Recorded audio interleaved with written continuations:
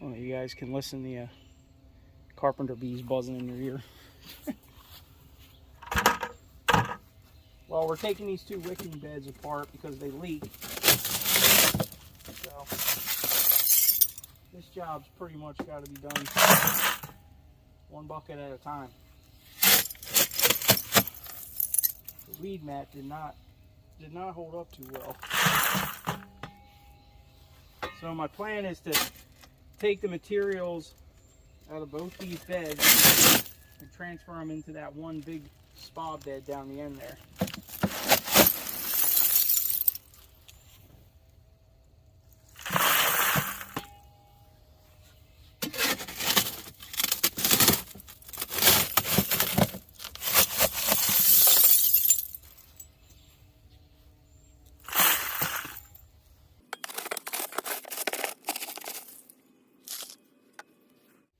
So we're going to transfer the materials into this bed, well, this spa, which is going to turn into a bed. So we have some void spaces down here, a couple pots, and old shop vac, some gravel. So we're going to add, this thing I know holds water. It's holding water now. Goes up to about halfway, right to the top of those lower jets basically. Starts overflowing. So we're going to fill in the gravel from those other beds. This is from the one bed and I got to dig it out of the other one. Pour some in here. And I don't think I'm going to do the weed mat on this one. I think we're just going to do gravel, sand, soil, and we'll see what happens. Might be worth doing the weed mat on between the soil and the sand, because a lot of the roots might kind of go down deep. I don't know. We'll see. We'll probably just put it together without the weed mat and see what happens.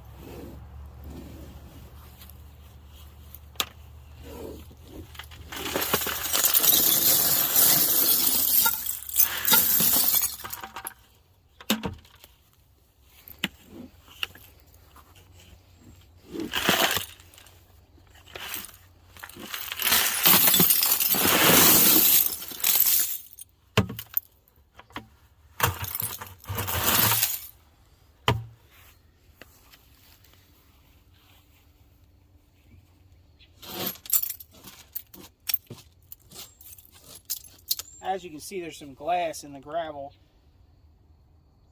I would think that a good material to use to save money on gravel would be tempered glass, because a lot of times people just throw it out or destroy it in a dumpster, and you know, it basically breaks up into little tiny pieces. And there's no reason why you couldn't use it as gravel and save quite a bit of money. A couple of my other beds have tempered glass in them. Not completely, but mixed in with the gravel, you know.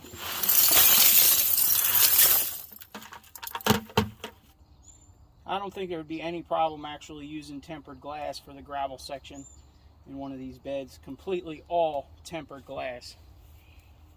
You know, because I've done it in my other ones and I haven't seen any issue. So, if you have that waste material, you know, gravel can be expensive. You know, if you buy it by the ton, it's pretty reasonable, but if you're buying it by the bag, man, geez.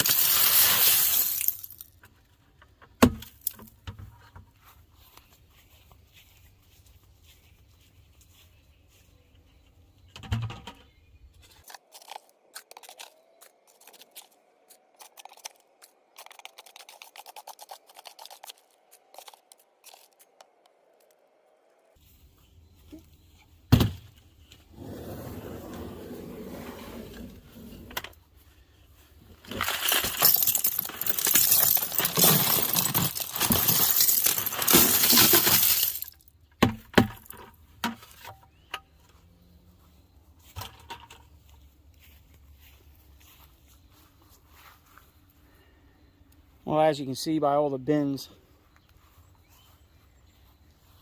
try to spread the load across my back, you know, a couple days apart. Try to do it when the sun's not out too. We got some storms coming. I don't want this thing to turn into a mosquito pit, so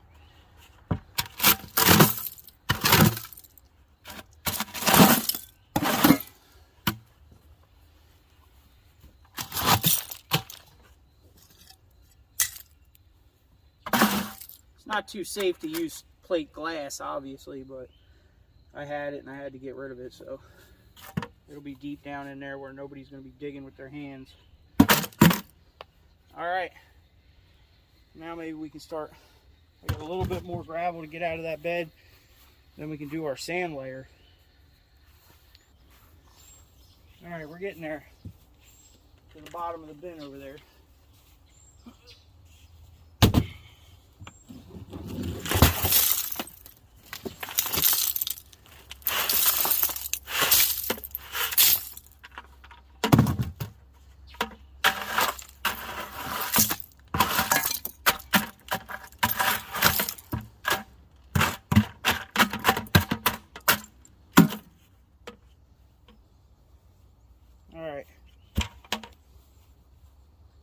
If you're looking for free pieces to put in the bottom and take up void space, you can use pots like I did here, or these shop vac bottoms. The bottom to all these shop vacs, they're pretty sturdy. This one was even sun baked and it held up in there under the weight. These things are everywhere. The people throw them out all the time, so you know, it's really cool when you can make things like this out of pretty much recycled materials. The more recycled stuff you can use, the better. Just like this free hot tub. Every town in America probably has a post for a free hot tub. Right?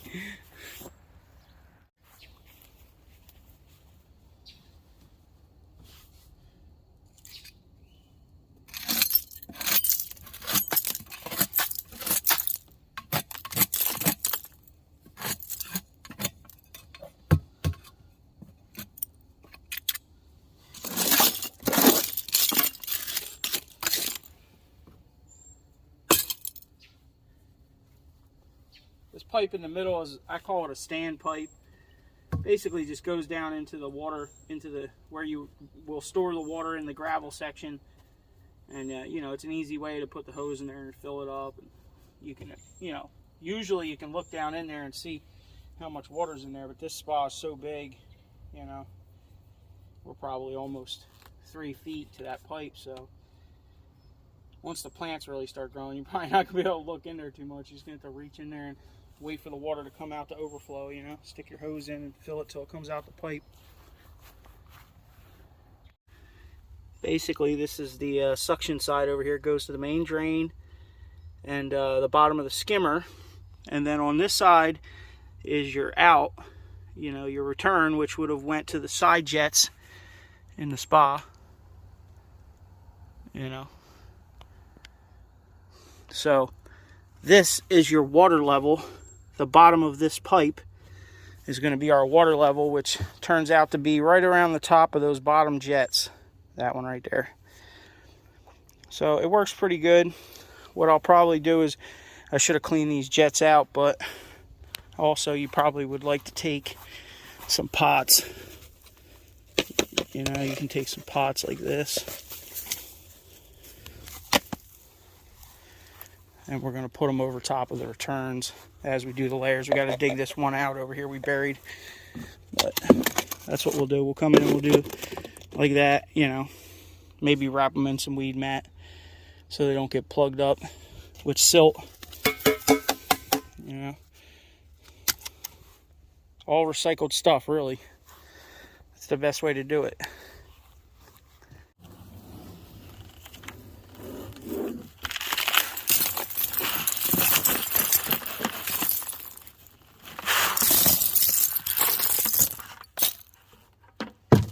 Alright, probably it for tonight. Try to get back on it before it gets hot out here. Should go a little bit faster. I have it separated. We got sand, sand, sand, sand, and then we have topsoil, some spent topsoil that we can throw on top, and then we got some bags of good compost to put on top. Then we can get our tomatoes in there, maybe something else, or maybe we start like cantaloupes or something. I don't know. We'll see.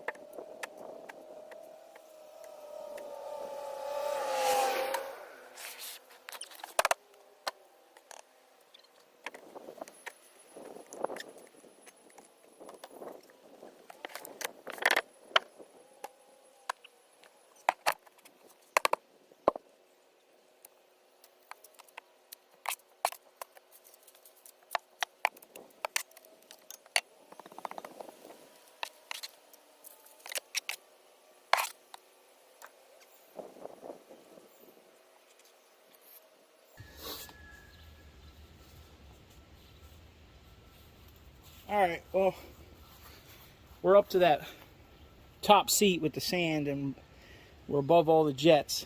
So now we're going to start putting topsoil in. Spent topsoil, whatever it is. Usually every year I'll just skim like, 6 inches off the top of all these beds and just add some new compost, mix it in. That's the way I do it.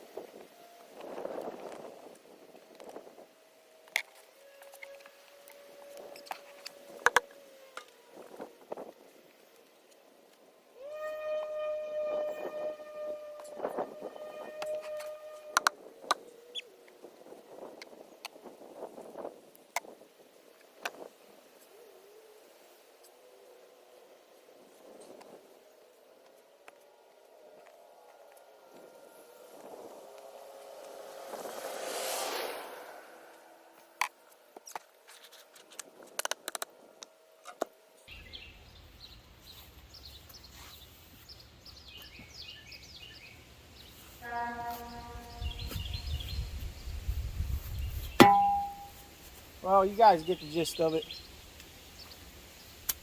Get out there and build yours. Get on Facebook, find a free spa. Make it happen. All right? Well, we're going to add a little bit more spent compost to this. We got some more over there. Then we're going to put probably about 3 bags of good stuff on top that we have.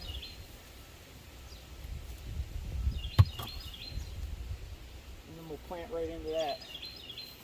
Alright, y'all. Hit that thumbs up, subscribe, leave a comment. Go start your garden. You'll be absolutely amazed how stuff grows in these things with consistent watering. You know, they constantly get the amount of water that they're supposed to get. So you really need to get out there and try it because they work really good. Like I said, we'll get it filled up, then we'll get our plants planted in it, and then we'll put probably some pine straw on top to help with the sun sucking the water out of the bed. But that's it. Get out there and do yours. See you on the next one. This is my original wicking bed I built out of a spa. This year I decided to do potatoes in it. And I would say that they're loving it. Potato bugs haven't found them yet either. But this is what plants want. They want consistency. Consistent source of water. And they'll grow like nobody's business. We might have to start with the electroculture too. Huh. Tapping into the ionosphere. Alright, y'all. See you on the next one. Like I said before, get out there and do some weeding. I don't think the weeds have a chance in this bed.